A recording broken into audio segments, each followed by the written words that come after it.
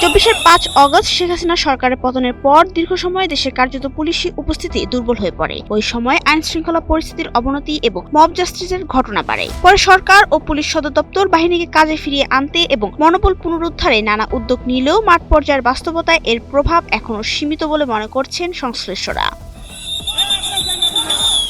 বিশেষজ্ঞদের মতে কিছু সুযোগ সন্ধানী গোষ্ঠী ইচ্ছাকৃতভাবে পুলিশকে দুর্বল রাখতে চায়, যাতে আইন শৃঙ্খলার অবনতির সুযোগে নিজেদের স্বার্থ হাসিল করা যায়। গত 2 বছরে রাজনৈতিক সংঘাত, সহিংস বিক্ষোভ, থানায় হামলা, 46 পুলিশ সদস্যের মৃত্যু এবং পরবর্তী মামলার চাপ বাহিনীর সদস্যের মধ্যে মানসিক অনিশ্চয়তা তৈরি করেছে।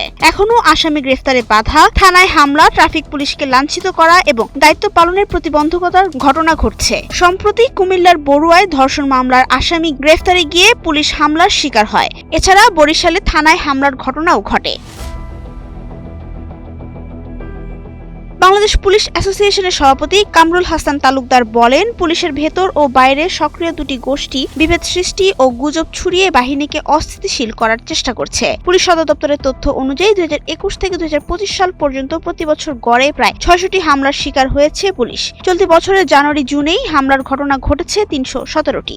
পুলিশ কর্মকর্তারা জানান, নিরাপত্তাহীনতা, রাজনৈতিক চাপ, মামলা ও জবাবদিহির ভয়, জন আস্থার সংকট, মানসিক সহায়তার অভাব, দুর্বল নেতৃত্ব, ঘন ঘন বদলি, অতিরিক্ত কর্মঘণ্টা এবং রাজনৈতিকভাবে ব্যবহৃত হওয়ার আশঙ্কা সহ অন্তত 10টি কারণে বাহিনীর মনোবল পুরোপুরি ফিরে আসেনি।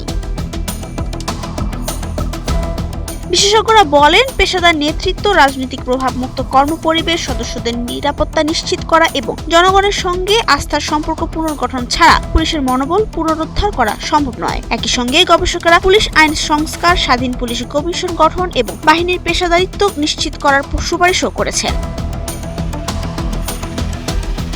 নাবিলা রহিম, সময়ের আলো।